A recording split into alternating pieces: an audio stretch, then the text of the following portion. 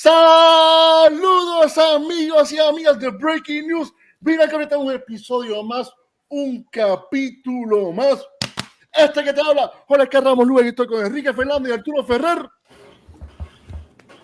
Buenas noches.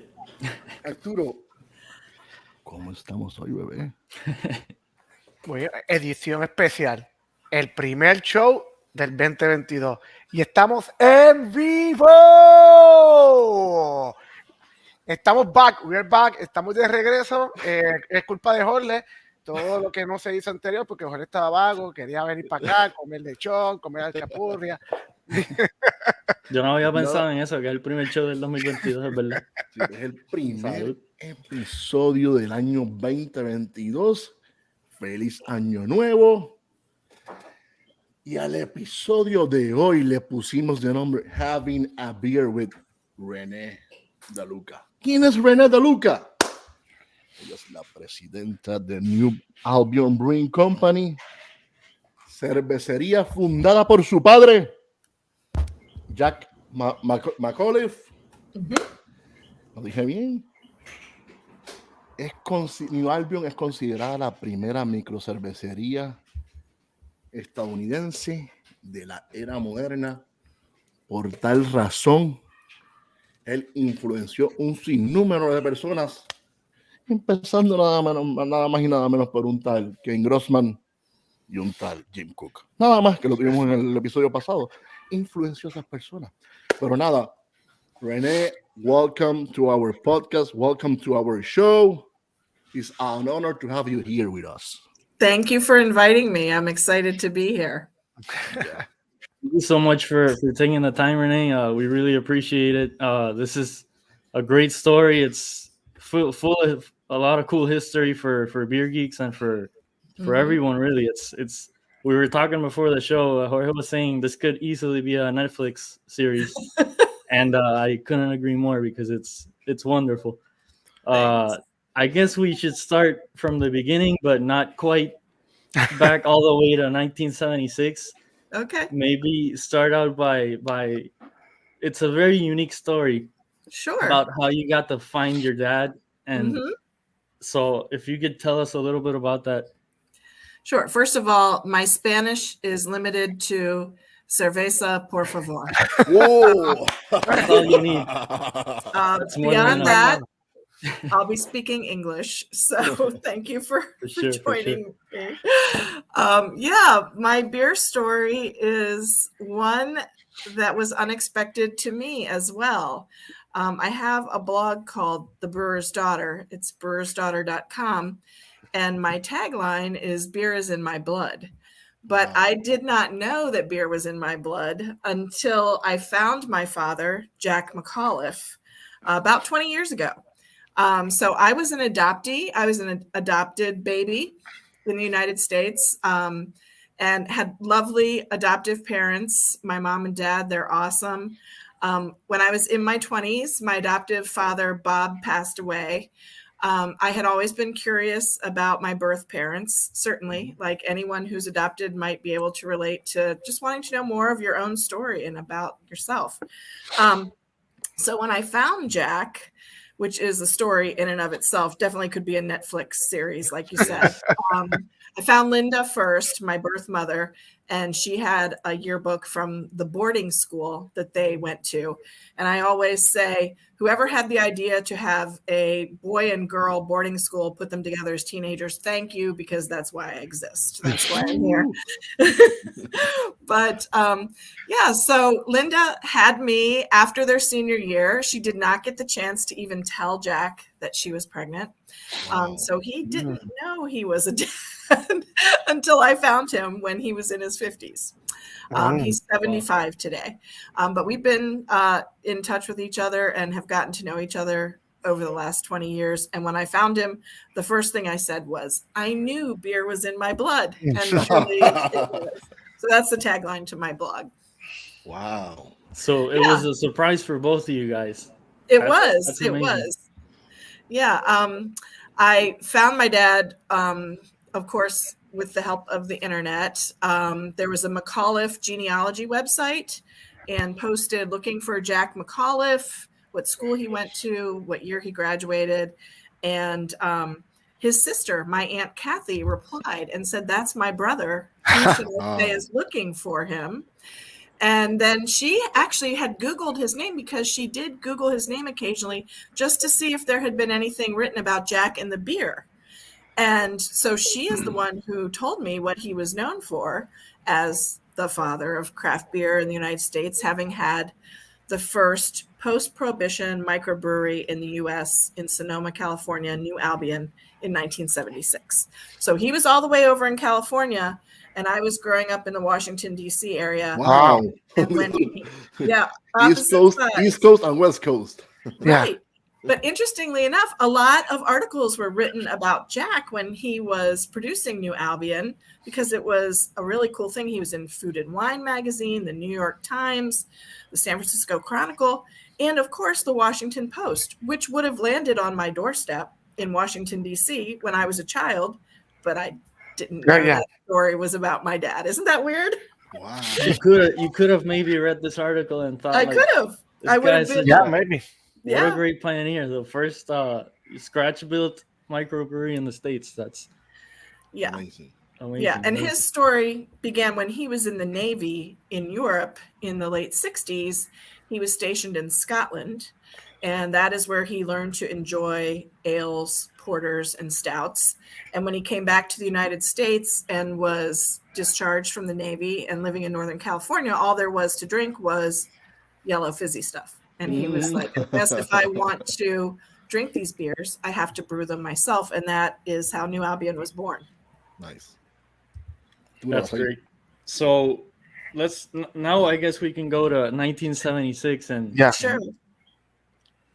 Tell us how the whole thing got started with the brewery itself. Okay. So Jack had two women partners. So yay, women in beer, certainly. And he cobbled together his equipment. You could not point to a catalog and order a brew kettle like you can today. He welded his own brew kettle himself. And, he had learned to brew when he was in Europe. So he brewed in very small batches, about a barrel and a half a week. And he would take that beer, that bottle conditioned beer, down into the Bay Area himself. He was further north in Sonoma, and he would introduce it to people that sold beer and wine and say, "Hey, would you like to sell this?" And he created his own advertising. This wooden New Albion ad, I guess, or poster, you could say.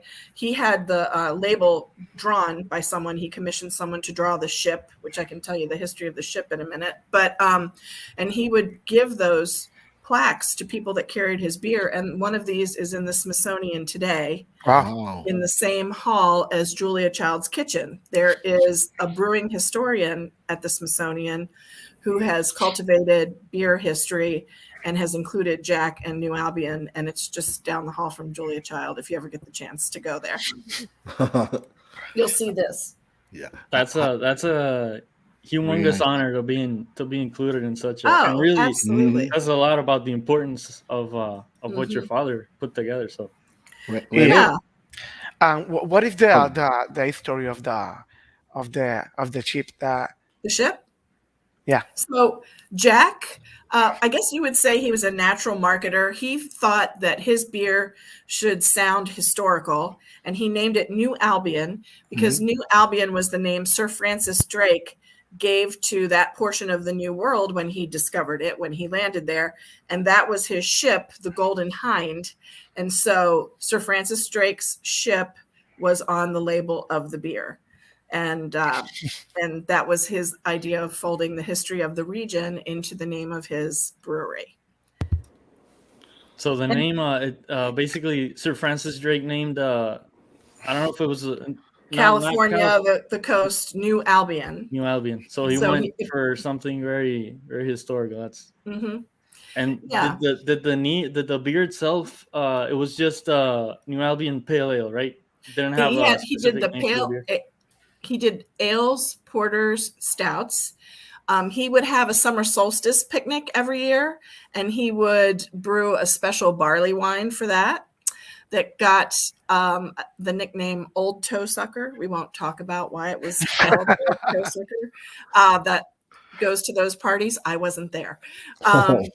But he also did, believe it or not, a holiday ale, and kind of ahead of his time there. But he had experienced that when he was in Europe, so he did one of those along the way. But people will ask him, what made you decide to use Cascade hops in your pale ale, Jack? And his answer is usually more colorful than I'm about to say, but he said, because that's what the farmer had, was Cascade. When he ordered malt, he had to order it by the train car. He couldn't get a bag of malt. He had to order it and keep it dry and take care of it, and use it in smaller portions for what he was brewing at the time. He took old farming equipment and repurposed it. He took old Pepsi kegs, repurposed it. A lot of people have asked me along the way, well, he wasn't the first microbrewery in the U.S., wasn't Anchor Steam there all along? And it is true. Anchor Steam is a very old brewery back to the 1800s. And during Prohibition, they stayed in business by delivering milk and ice cream. They didn't brew beer at that time. It was illegal. So what I say is Jack is the first microbrewery built from the ground up after Prohibition in the United States.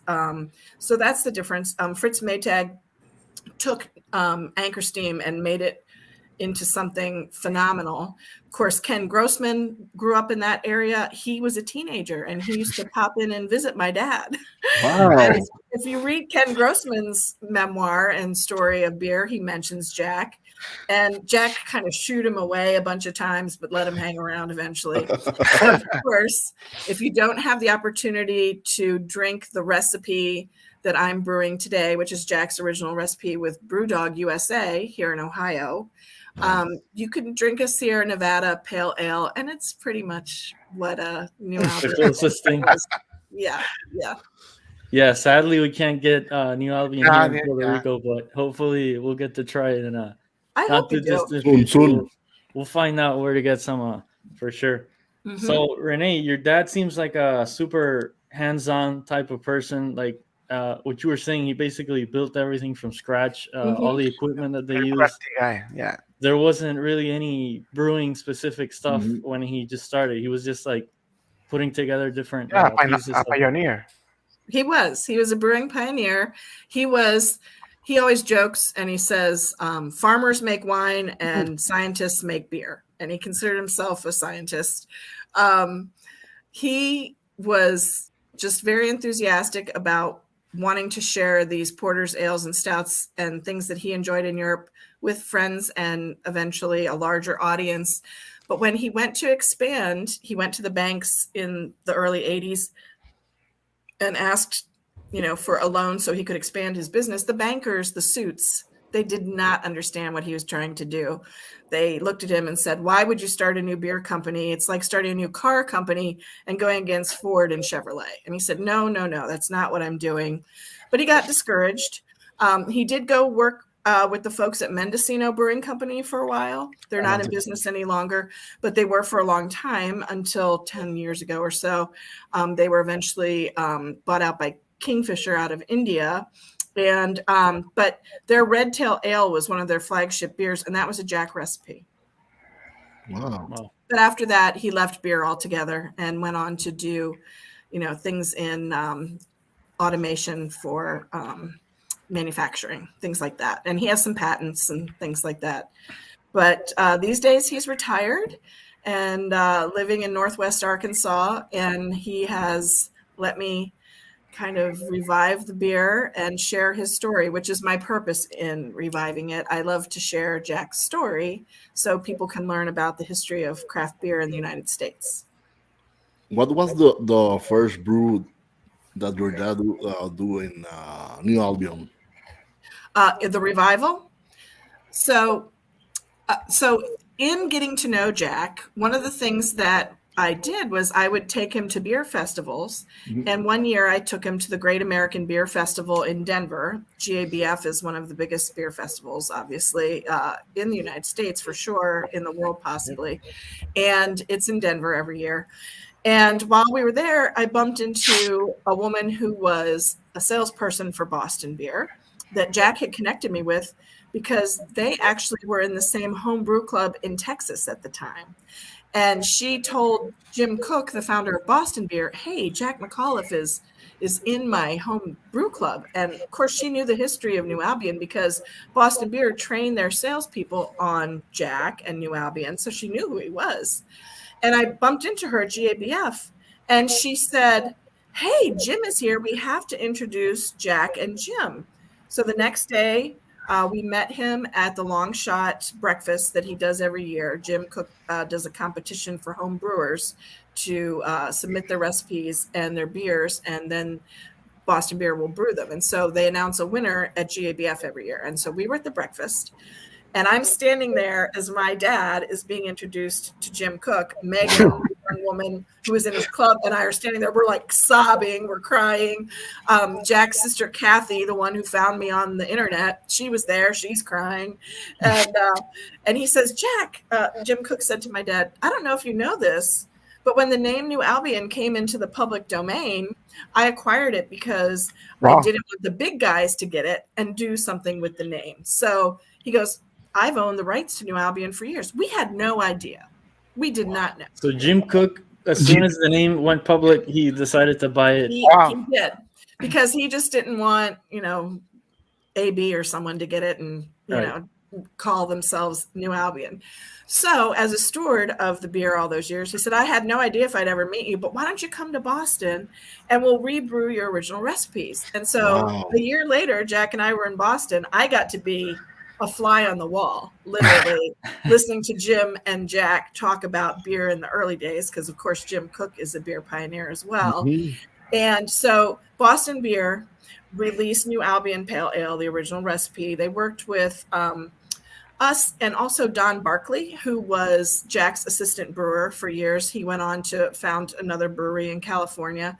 And anyway, so Boston Beer released this bottled version of New Albion. Perfect. They did the original artwork. Yeah.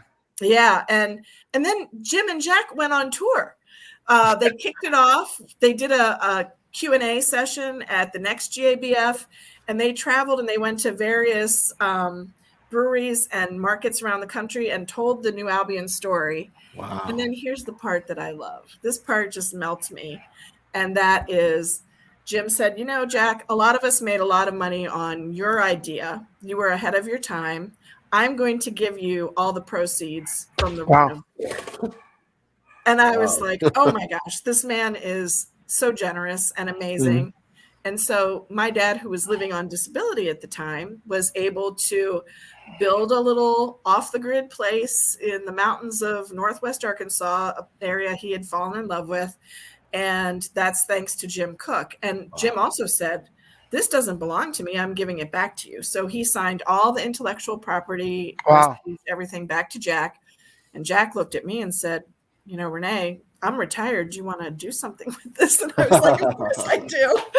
So I have been working with a couple breweries to keep the recipes, the beer, and the story alive since then. And that was in 2013. So it's been almost 10 years now. So it's ridiculous. Like so long it's been going on, and so much history, so many important people involved. Mm-hmm. Go ahead, Arturo. No, I was asking her. That was the time that you decided to continue your father's legacy. Yes, my family legacy. I've worked in media and marketing my whole life, and so this is still really my side gig. But I promote the beer on social media and I talk about it. But I work with brewers to keep the recipe alive. My first partners were here in Cleveland, Ohio, Platform Beer. We had a very nice partnership with them as they were getting started, and we worked with them for about 4 years. And eventually they grew so much, they were acquired by AB. But even before that, I lost my husband, unfortunately, to cancer a handful of years ago and decided to move away from Ohio.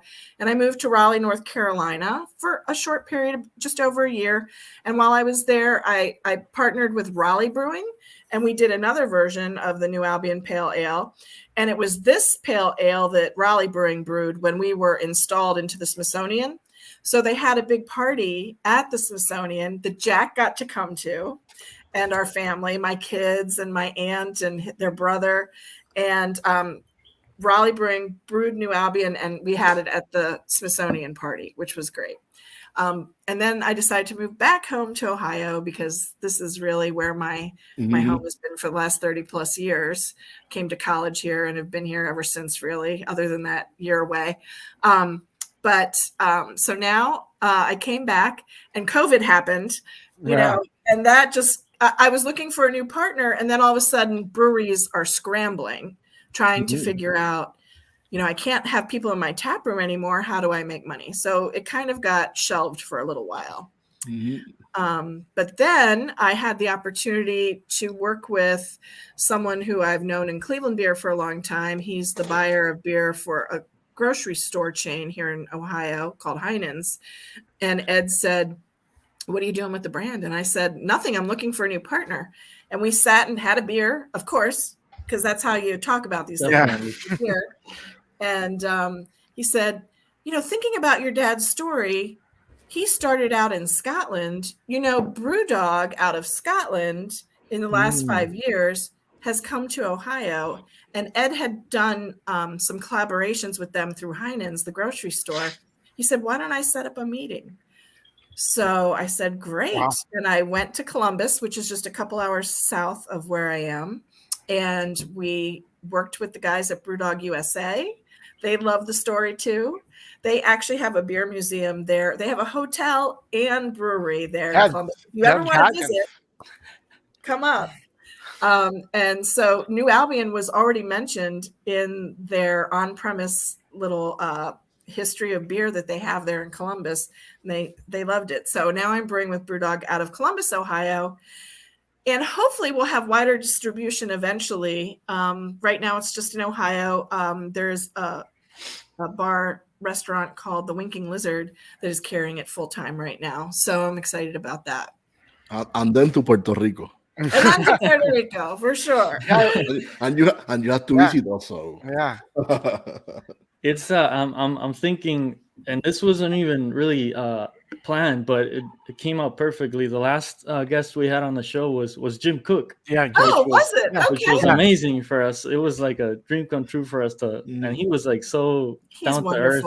He's an amazing person, really knowledgeable, and he's just a great guy. And he mentioned New Albion in the podcast very briefly, but I had no idea about this entire background story about him buying the rights and all this. Wow. So that's Isn't it just great? It just adds more more history and more of an interest to this whole story. I call him my beery godfather. He's my beery godfather because he made all this happen. And I can still send Jim Cook an email and he just to tell him what's happening with New Albion. And he, always writes me back and says, "Great to hear."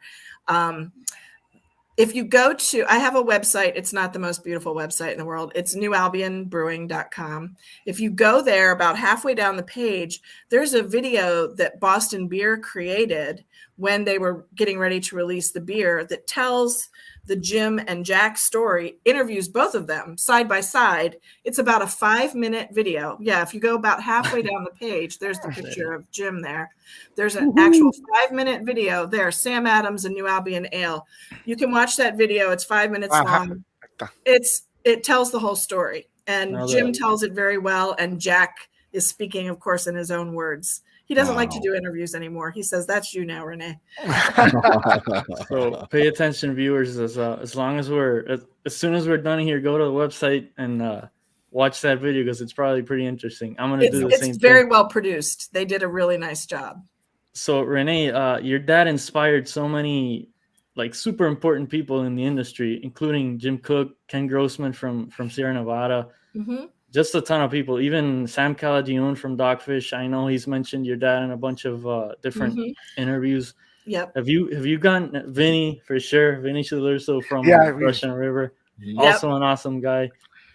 Have you gotten to meet any of these people? And yes, yeah, like, I've been attending has that been like? GABF, the Great American Beer Festival, where I've run into them. I just saw Sam in September at the Craft Brewers Conference in Denver. They did a live in-person conference. You were there. Nice. You were there? Yeah, we got to go to CBC. I was at CBC, and I bumped into Sam, and he always asks after my dad and wishes us well. And a few years earlier, it was in San Francisco, the Craft Brewers Conference. I actually had the opportunity to bring Jack on stage, and I'm telling you what, they gave him a standing ovation. It was one of the best moments for me, because when I first started taking him to these festivals, people were like, Jack McAuliffe is alive? He's around? Everyone just assumed, who knows what had happened to him. But I started bringing him out, and that was part of my journey of getting to know my birth father. So we've bonded over the beer. But I have to tell you a funny story. One year, we're walking up and down the GABF aisles, and he was the first. And now all of a sudden, at the time, I think there were 4,000 breweries. I think there's 9,000 or 10,000 today. And we're walking up and down, and I said, Jack, and I call him Jack, not Dad, since I didn't grow up with him. I said, Jack, look at this. See what you started? And he said, I know. Obama owes me a lot of money. He's just a character. even Obama have his recipes from the White House. That's right. He's a beer guy. A honey blonde, a porter, and a pale ale, I think. For sure, Obama knows about Jack McAuliffe. Yeah. But that was Jack's first thought, that he was making a lot of money for people, so someone owed him some money. We had gotten a question here from the audience from Lisa Berry Chapel. When does the book come out? When does the book come out? I know, Lisa. On the movie. On the movie. I don't know if there are any actual plans for a book. Story to Netflix. Right. Well, it's funny because when I met with the Brewdog guys in Columbus, it was about a year ago, this time last year, and I had all this memorabilia with me, and I had 6 men around the table from Brewdog, and I'm telling the story from the beginning. By the end, I swear, I had 6 men in tears, and at first they were like, it's Netflix. No, it's a world premiere. No, we're all going. And they were awesome. So they were very excited about the story too. And hi to Lisa. I worked with Lisa when I lived in Raleigh, and she's been a great supporter of mine. So thanks for the question, Awesome. Lisa. Cheers, Lisa. And if the book comes out, we'll be the first ones to get a copy for sure. Well, I have a memoir in the drawer. I just have to get back to it. So eventually, someday, yes, you should hear from the brewer's daughter. Yes. Since you were mentioning memorabilia, we talked a little bit before the show about, I was watching a short clip on Vinny from Russian River talking about how he got his hands on the original New Albion Brewing sign, like the one from the original brewery. He has it hanging in his Russian River tap room in Yes, he does. California. It's a pilgrimage. I've been there. Jack does know how Vinny acquired the sign. There's several stories that float around about that. But he has given Vinny his blessing and said it may live here at Russian River for people to visit in Northern California. So it stays there. And in fact, Jack climbed a ladder and signed a corner of it. So if you're there, you can see Jack's signature in a corner of it. That was not there originally. But yeah, he's a fan of Vinny's too. Vinny and Natalie are fabulous. And in fact, Natalie has been announced as the next keynote speaker for the next Craft Brewers Conference later this year. I saw that in an email a couple days ago, and I was like, damn, I wish I could be in Minneapolis. We will go again, don't worry. We will go again, don't worry. And hang out with Renee. It's in Minneapolis this year. Minneapolis, might be too cold for you. It probably will be. Yeah. Denver was surprisingly not that cold when it was nice when we were there in September. Yeah. It was a good good temperature for beer drinking, definitely. Absolutely. And the weather was good. So Renee, nowadays you mentioned the spots in Ohio where you can get the beer. Is it being distributed at all in the States, or where can somebody, if they want to try the beer? Sure. So actually, I mentioned I grew up in Maryland. A friend of mine has a store in Maryland, and he just asked his BrewDog rep, "Hey, can you get me some of this new Albion?" And he had it on hand at his store in Maryland. So I will say this: if you go somewhere where BrewDog is distributed in your state, you might be aware of their Elvis Juice or their Hazy Jane. Those are popular BrewDog beers. If you see that on store shelves, ask if they can get some new Albion, because the more demand there is for it, the more likely that they will be to get it. I would love to see it go beyond Ohio. Now, Heinen's carried it originally when it was first released this year in September, October. We had first dibs with them because they helped my partnership, certainly. And they had a store in Chicago. So it was in Chicago as well. Now, I will tell you that BrewDog, besides opening bar restaurants around the United States, they're expanding like crazy. They're opening 2 more breweries in the next year or 2. The next one is opening in Las Vegas. Wow. And then after that, Atlanta. I'm hoping that they will brew New Albion out west, because I get so many requests for New Albion to be distributed in California and where people were familiar with it. So I'm going to be talking to the BrewDog guys certainly about, hey, let's get this produced out in Las Vegas and get it to California, so fans of it who remember it when can talk about the beer and tell the story and say, oh, I used to drink this back in 1940, whatever. So Bring back some memories. I'd like to see it expand, certainly. Amazing. We have a comment here from Christopher. He's saying, yes, get it to Florida, please. Oh, yes. I'm sure there's a bunch of fans. Jared Wallen says get it to Florida. You've got Yeah, Florida. Yeah. Jared's a beer blogger down in Florida. I met him at the very first Beer Bloggers Conference in Boulder in 2010. Wow. Yay, Jared, hi. And that's also where I first met Mariah Calagione. She was there in her capacity as being the social media person for Dogfish, and became friends with her that long ago, and of course stay in touch. And now, of course, Dogfish is part of the Boston Beer family now too. So, yes, some things have been consolidated over the years, and thanks, Jared. I see that. I might need an editor. Yes. But, it's nice to see that those two are together, because I think the synergy is good between them, and I've enjoyed seeing the projects they've been doing. Really nice Sam people. is another super high, quality person. We also had him on the show. We've been lucky to have a lot of great people, and I think we had him on the show right when that, near when they basically did the Opening deal in Miami. Yeah. And right. They were opening the tap room in Miami. Renee, we have a question from Ramon Morales. Okay. What is my favorite type of beer? I'm going to give you my standard answer, which I learned from my dad, and that is whichever one is in my hand. Ooh, perfect answer. Perfect. Right? Yeah, that's my favorite beer. I agree. Never fails. Right. I will tell you that my dog's name is Porter. I do enjoy a nice porter. Awesome.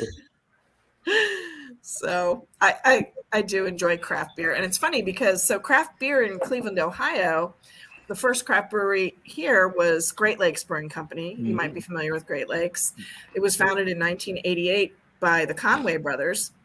And I had the opportunity to introduce Jack to Pat Conway on one of his trips to Cleveland when he visited us. And just, again, listening to these two Irish guys, McAuliffe and Conway, talk about the early days of craft beer. I was working in the news media when Great Lakes opened.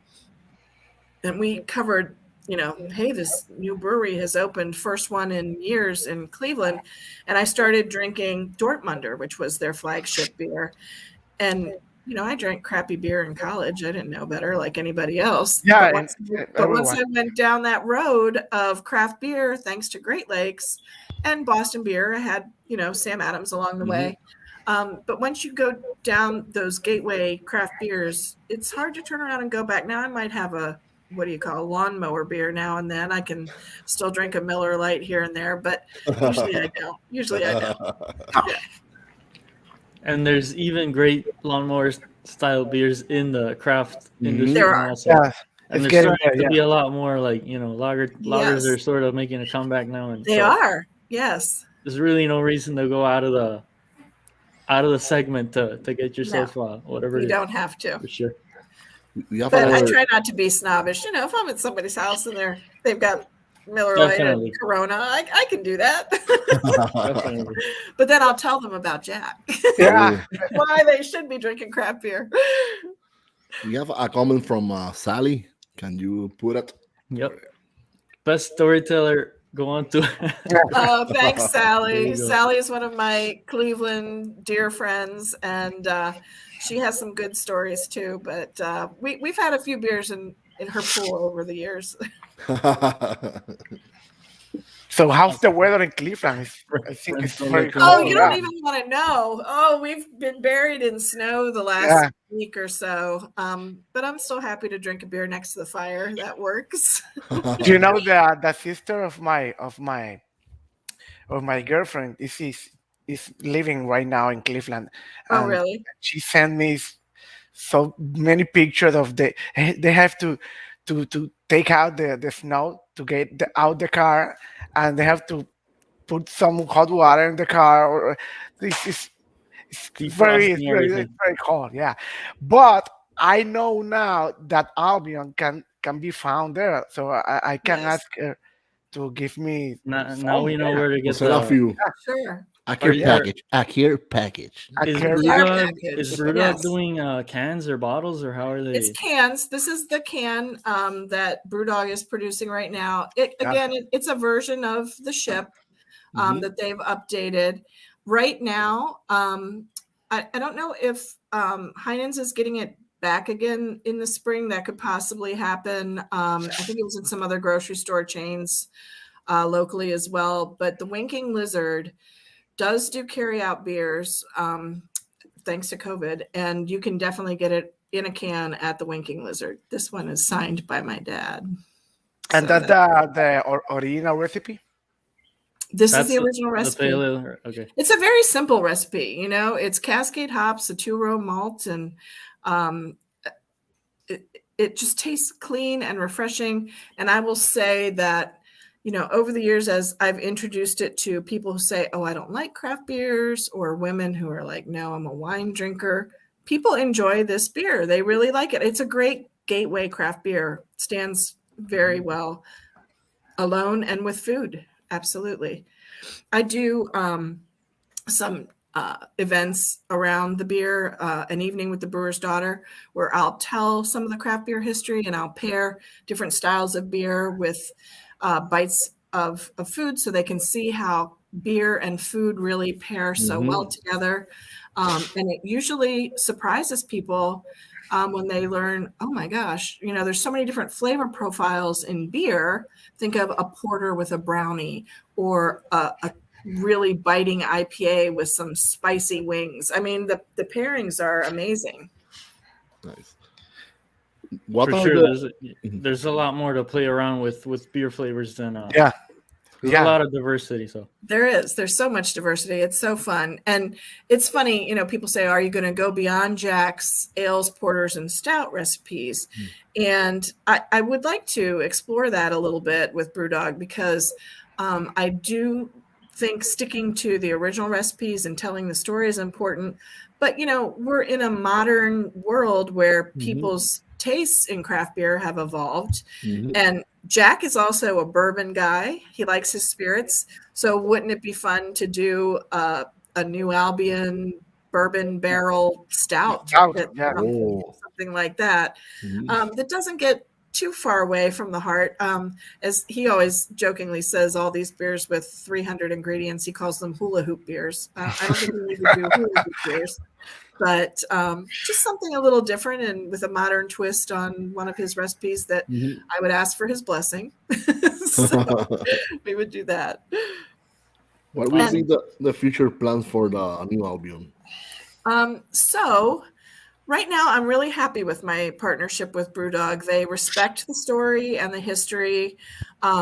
They do a subscription box of beers that are non-alcoholic, which of course is a hugely growing segment of the craft beer market.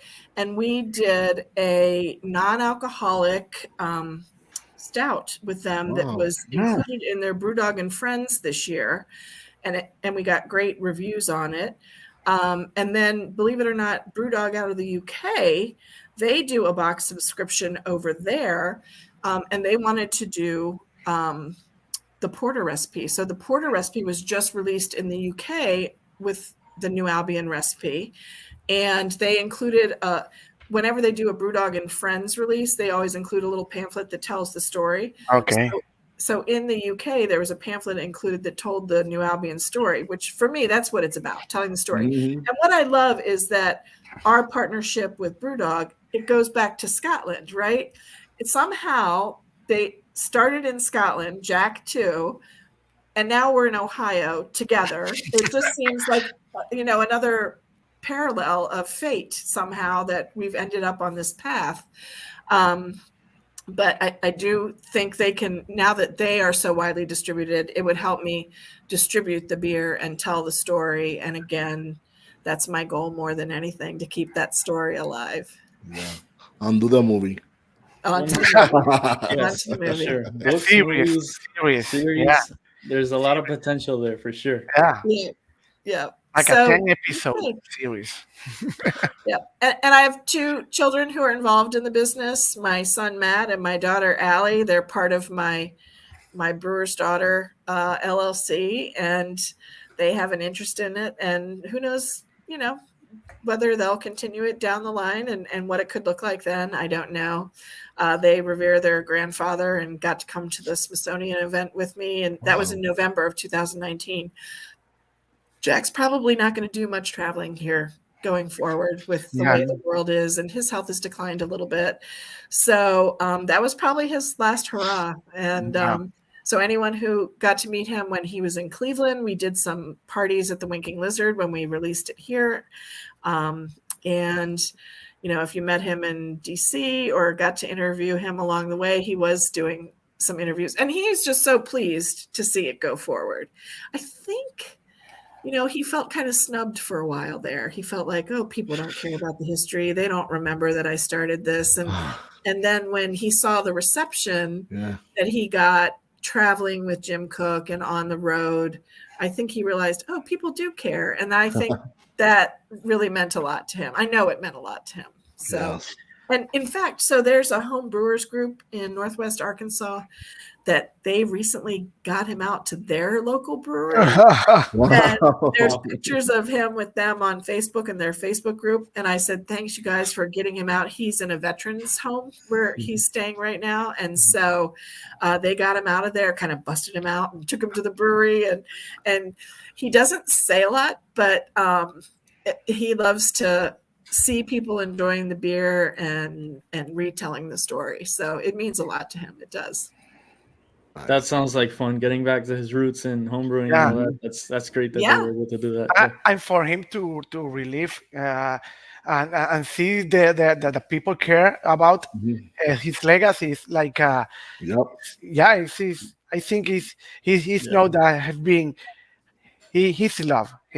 People love him. Yeah, definitely. Yeah, and I've said, as I've become involved in this, as when I found Jack and then became the way I was pulled into it was the first year I was a beer blogger in 2010, and that was Sierra Nevada's 30th anniversary.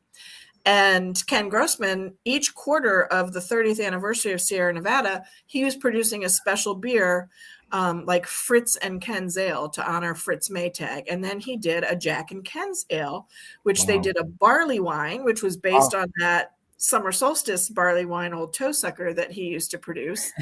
And so they released that around the country with the story of New Albion and a little video about it on the Sierra Nevada website in 2010. So I blogged about it, and that was the first time that I really started writing about it. And the way I came up with the name for the blog, Brewer's Daughter, was, someone came up to me with the Sierra Nevada beer and said, "Oh, can I have my picture with you? You're the brewer's daughter." Well, I guess I am. I'm the brewer's daughter. And that's how my blog found its name. But so he does appreciate when people look back and remember the roots of craft beer. And he's in so many books. If you pick up, any kind of history, the Garrett, Brooklyn beer. Garrett Oliver, he did a whole encyclopedia beer. Jackson that. Wow. Ken Grossman, of course, wrote about it in his book. Tom Acitelli is a beer historian and he wrote The Audacity of Hops, which is a great book that tells the New Albion story. There's even a comic book of beer that has a little bit about New Albion. It's a comic book that tells the history of beer throughout the ages. And they wrote to me and said, "Hey, can we include New Albion in this?" And I said, "Sure." You can find it on Amazon. Just look, the comic book story of beer. It's in there. It's an awesome book. And there's Jack illustrated in there. Wow. Gotta look that So up. your story is already being told in the Caribbean with us. Like it's like a Francis Drake come to Puerto Rico. Like a yeah. I'd be happy to come to Puerto Rico right now. Actually, it's about out there. That'd be great. On the next plane. What you were saying about the pairings that you do and all that, I'm sure a lot of people here would be more than happy to be part of that. That would be great. We have a great craft beer scene here in Puerto Rico. It's growing. It's obviously not as big as in the States, but it's definitely gotten way bigger. And a lot of great home brewers. So, well, I'll get Brewdog to send me. I need them to get me to Scotland this year too. Nice. That's next on my list. It's another awesome stop. So before we go, we have a announcement, and I will change to Spanish. So, el próximo episodio que vamos a tener el próximo martes a las 8 de la noche es el siguiente. Pónchalo, señor director. Se llama Conversación Cervecística con Santurce Brewery. Esto va a ser una entrevista también, un podcast en vivo con Juan Palerm y Adrián Malatrazi, que son los fundadores y brewers de Santurce Brewery. Ya saben, el martes 1 de febrero a las 8 de la noche. Lo pueden ver por YouTube, lo pueden ver por Facebook, después lo pueden ver la repetición por todos lados, por todas las plataformas de Spotify y todas las plataformas de podcast. Ya saben, los esperamos el próximo martes y ahora vamos para atrás otra vez. So, Renee, thank you again. If you can give us your social media. Sure. Thanks again for having me. I really appreciate that you asked. And my blog is brewersdaughter.com. Twitter is New Albion Brew Co. There's also a Brewer's Daughter Twitter account. And we're on Facebook under both New Albion and the Brewer's Daughter as well. So find me there and follow along and see where we might be distributed next. Maybe we'll come to your town. Certainly, if you have Brewdog, ask for it. Yeah.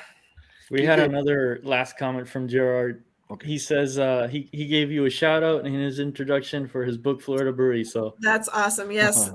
He wrote a book about Florida breweries some time ago, and I'm sure it could be expanded right now because so many more have popped up. Mm-hmm. It's a great scene of beer down there. So awesome.